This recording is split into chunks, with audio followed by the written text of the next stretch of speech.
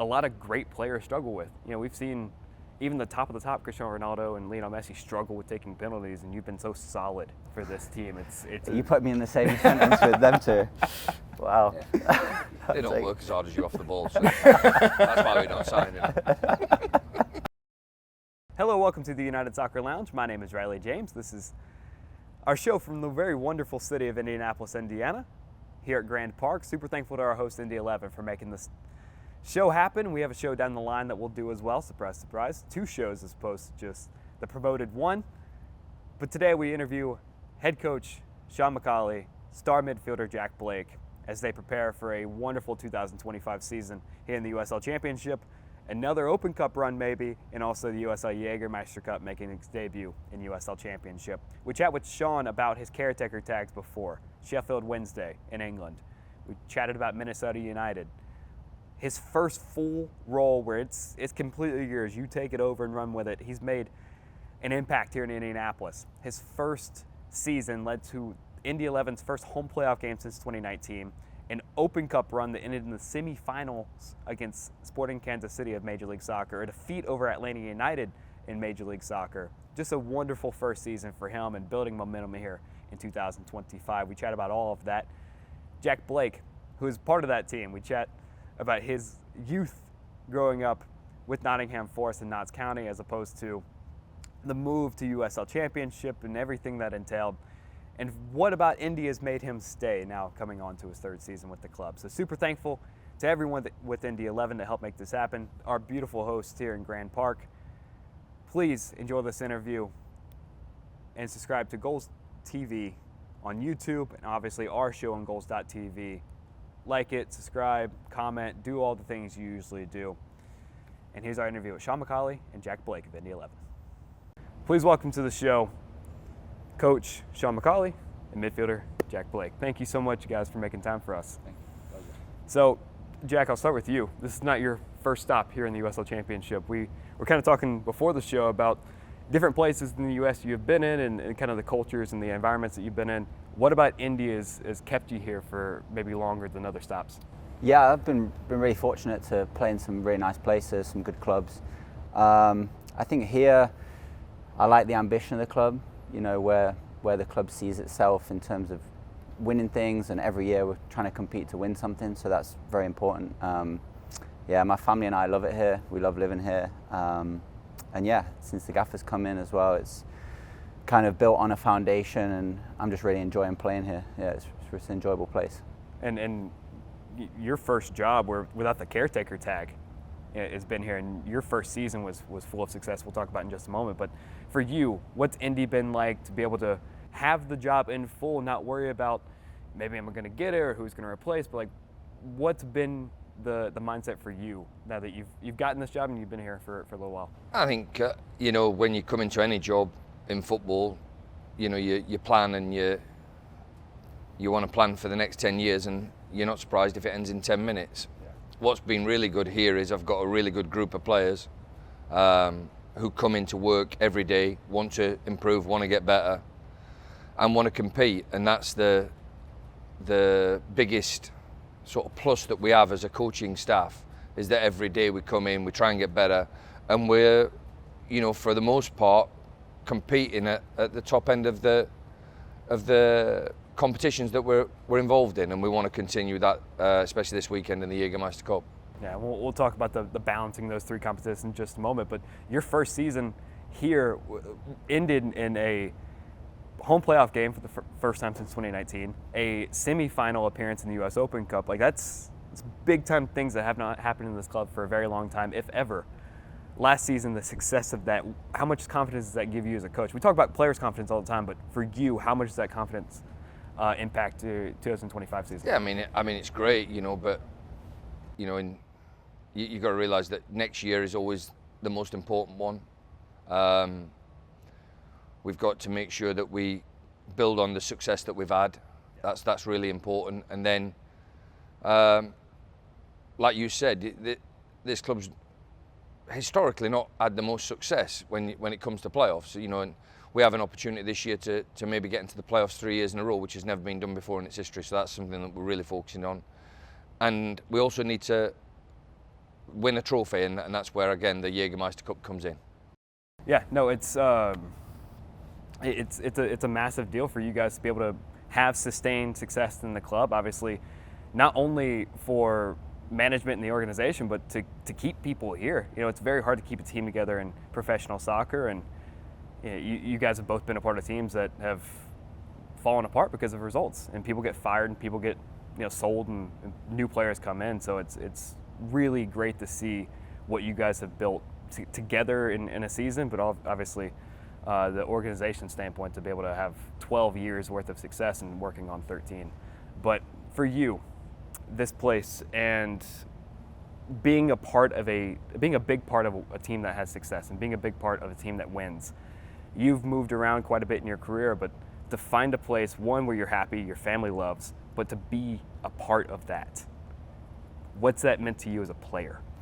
Yeah, I mean, we always want to win everything. You know, every game you go into, you want to win. Realistically, that doesn't happen, and success isn't built overnight. You know, it's not like change of manager or change of players that instantly going to start winning trophies. You know, these things take time. I think it's not been something that's overnight. It's something that's worked on every day. And like the gaffer said, you know, we're fortunate that the group that we have are willing to come and work every day to improve and to be in a situation where we can win trophies every year. You know, we want to get that first one, but it's about building to try and become a team that wins it almost every year. So it doesn't happen overnight, but it's extremely enjoyable to be a part of something that's building for the future. Yeah. Your placement in this team as a leader and as someone who they trust you to take penalties, right? Like it's a big thing. 6 for 6 last year. You're already working on some this year. That responsibility, not only as a leader, but definitely as someone who is taking action on the field, the confidence that gives you is what? Well, I think ultimately it's taking a penalty is a lot about the mental side of it. You know, I think everyone's capable of taking one. I enjoy the responsibility, but I just think that it's something that is quite difficult to practice for the moment, the circumstance. And I feel like I'm confident enough to take it in whatever circumstance. And yeah, I think just not changing my mind and being, I'm not a penalty taker that likes to give the keeper the power and wait for him to move. I'm someone that makes my decision early and just commits to it. So yeah, hoping to keep that success going. It's hard to stop a penalty that's hit well and hard in the right place. So it's definitely something that a lot of great players struggle with. You know, we've seen even the top of the top, Cristiano Ronaldo and Lionel Messi struggle with taking penalties, and you've been so solid for this team. You put me in the same sentence with them two. Wow. Yeah. They don't work as hard as you off the ball, so that's why we're not signing. But I want to talk about the competitions that you guys are playing in. They'll know the result by the time this comes out, but the Jägermeister Cup this weekend, you're playing Madison.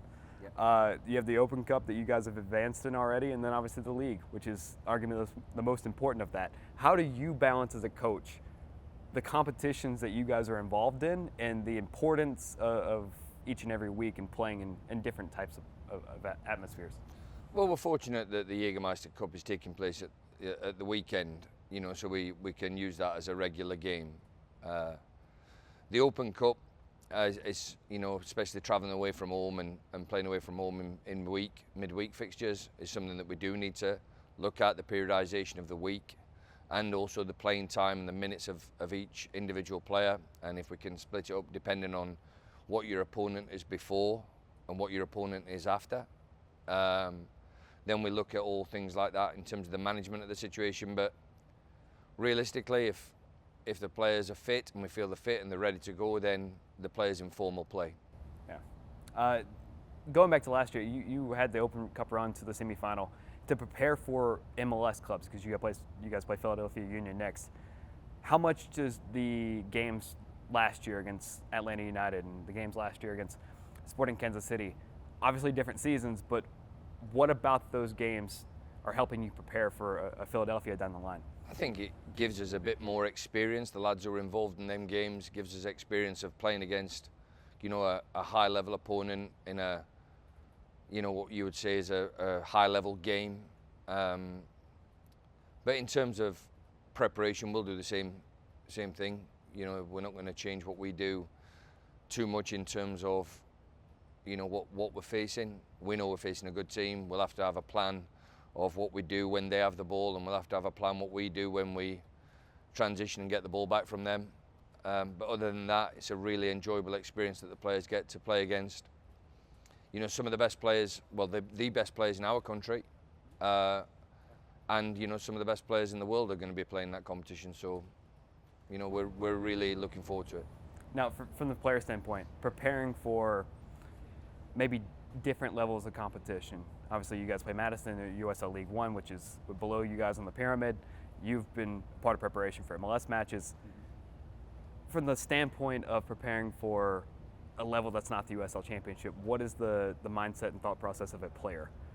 I guess it depends on the competition. I think the Jägermeister Cup gives players in the USL an opportunity to prove why they should be at the top of the pyramid, and then the Open Cup gives an opportunity for us to prove why, or to at least show our best and compete against the top division. So I think as a team, people will have their own common goal of winning, and individually you just hope to try and show your best. That's all you can do, really. It's been amazing to see you guys have success. I've loved Indy 11 for a long time as a neutral and as a reporter and someone who has watched this league. Indy 11 always has had a soft spot in my heart to see you guys bring it to the level that they deserve to have it in this city and the culture. I just talked to Greg Straw just a few moments ago about what this club means to the city now. Competing in the headlines with the Fever and the Colts and the Pacers, and people care about you guys and they make an effort to come see the games. You guys have been able to bring that. So as we talk about the next couple of years, obviously it's hard to know where you're going to be beyond years in soccer, especially from the player and the coach standpoint, but the next few years of American soccer are going to be really exciting. Promotion relegation is coming to the U.S. and coming to USL. You guys have both been a part of that. You've played in it for a while. You've coached in it for a while. You played in it back home. What should people expect about a promotion relegation in this country? We'll start with you, Coach. As long as it's embraced by everybody, it'll be really successful. And it is an exciting time for the country, with the World Cup, the international competitions that are coming in. And then if the USL manages to go through with the promotion relegation, and like Jack said earlier on, there's not that much difference between League One and Championship when we talk about the Jägermeister Cup. That'll surprise a lot of people. There's probably just as big a gap between the top end of the Championship and what you would say the middle to bottom end of the Championship. So when we get to promotion relegation, it'll be really exciting. What we need to do is make sure that everybody that's in it is safeguarded and not look at relegation as being a complete disaster and the worst thing that can happen to a football club. Because if you ask Southampton supporters whether they want to play again next year in the Championship, they're going to say yeah, because they want the team to win and they want to see the team winning. So as long as there is safeguarding for the clubs that get relegated, that all of a sudden that we don't say, well, we've dropped down division, we can't afford to run again in that league next year, and there's safeguarding for it, it'll be really exciting and it'll be really good for the supporters, because when the games, every game matters now anyway, because you finish in the top four, you get a home playoff game. So they've done a really good job of that in the MLS and in the USL. But when it comes to promotion relegation, it is huge. And what I would hope is that there is safeguarding in place for the players, for all the staff, and for the teams, so that the supporters get the opportunity to support their team, because they'll support their team, especially our supporters will support our team no matter what division we play in, no matter what game we play in. But if somebody makes a decision to say, oh, we've dropped down division, so I'm not going to do it anymore, that is the thing that I am worried for, and there needs to be safeguarding in place for it. I really do, because I've seen it. The clubs in England never went away, but I've seen it where teams have got relegated and then all of a sudden the tea lady, who's the lowest earning person at the club, is no longer with you because you can't afford to keep her. And that's not fair when the players who have got relegated are on these big contracts who stay and decide whether they want to leave or go, and that division's not good enough for me. I don't think that'll happen in the US, and I hope it doesn't, in order to safeguard everybody's position in the club, to safeguard the club itself, and like I said, have some measure for where the players and the staff is looked after, that they don't all of a sudden up sticks and say, right, we're not doing it anymore. And we've had external conversations in our office about it's going to weed out the bad ownership groups. They're going to go down to the bottom. They're going to have to figure out how to be better or get replaced by. There's so many cities that need soccer in this country that want to have soccer. So we're going to see who is actually up for the task for promotion relegation in this country. And Indy 11 has proven time and time again that they very well are one of the top clubs in USL as far as getting people in that care about the club, that care about the city, but ultimately they want to win games. And that's the most important thing in this sport. But they do take care of the people that they... I think we'll be fine. And I think, like what you've said, and if you're having them conversations, automatically you've said if we weed out the bad owner, we'll just relocate the club. Yeah. You can't do that. You don't think you can replace a club with somebody else, that bring them in? I think you can bring another owner into the same that's club, what I'm saying, but not relocate the club. Yeah, no, because we saw that happen last year with Northern Colorado, where they just, you guys go away. We'll bring in somebody else. And they brought in 5 different clubs of USL League One with brand new owners. I think that's what they'll have to do for these bad owners, that they start in the championship, they go down to League One, they have continued disarray. They'll just get out. Yeah. You know, that's what they'll have to do. That's on the the worst case scenario. My thought is, you know, if the league have sanctions against whatever it is in terms of ownership and or the way the club's being run, then a little bit like the situation in Vancouver Whitecaps now, it's up for sale. The owners have said they're not relocating the team. They'll wait for the sale to stay in Vancouver, for the team to stay in Vancouver. And that's what I'm feared of, is the fact that if a team goes and gets relegated, that it's a bad ownership group, so let's move it somewhere else. And I don't think that's a good, positive sign. No. Because let me tell you, the exciting thing about getting relegated is the next year you might get promoted. And winning games and getting a promotion season is really, really good, and it can grow your club. And you've been a part of both. Yeah. You know, you've been relegated promoted, and I've been promoted. Right. It's a great thing to get promoted, and you mentioned like people might want to be in the championship the next year to have the opportunity to get promoted. You know, no one wants to be relegated, but you have that opportunity as one of the bottom 3 clubs in this league that are probably better than maybe the top 6 clubs in this bottom league. That's below the, you know, there was a spell about division. 10 to 15 years ago, West Bromwich Albion were in the Premier League and the Championship, and for 8 years they never finished out of 4 positions. Never. In any week of the 8 years, they were never out of 4 positions. That was either the top 4 in the Championship or the bottom 4 in the Premier League. And I'm telling you, the understanding that, I'm not saying relegation's good for you, but it gives you an opportunity to reset. It gives you an opportunity to, you know, maybe change direction in the way the club should be, you know, planning its operations. And again, it gives you a chance to get a promotion. Yeah, no, I 100% agree. And, you know, it's about finding those things of who's going to do it right, who's going to do it wrong. You get the bad people out. Not relocate. I don't know if there is any bad people, so I want to say that right I know. from the start. I know ours isn't. Thanks very much. But yeah, I don't know if there is any bad people. But all I'm saying is I think there should be safeguarding for what happens when a team gets relegated, for players and staff. So what are the conversations that players are having in the locker room about this news? Obviously, it's years down the line. Probably the same that your external convos is the same. Yeah. You know, I mean, I think from a player standpoint, it's exciting because it's the opportunity of being in something that kind of holds more weight. From a fan's perspective, it's a journey, really. You know, my hometown team is Nottingham Forest. You know, I remember watching them just a few years ago in the 3rd division of English football. And you do see it, like the gaffer was saying, the crowd drops, people stop coming.